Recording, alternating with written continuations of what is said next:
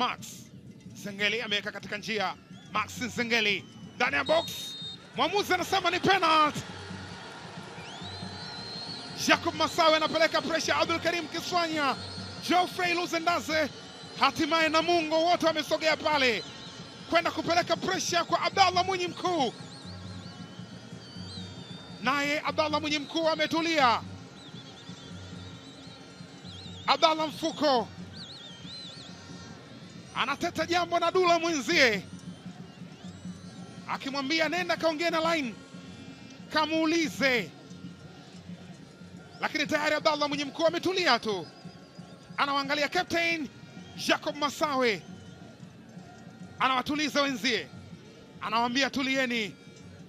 Juma Mgunda naye anashangaa, hiki ni nini, kulikoni? Tayari imeshaamuliwa kwamba ni penalty, na yuko pale Depu. Tazama, Max Nzengeli ndani ya box, aliingia ndani ya box. Abdallah Mfuko akaenda kucheza mguu wa Max Nzengeli, mpira uliondoka, ulikwenda mbele, imetafsirika ni foul.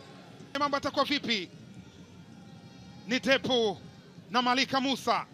Depu!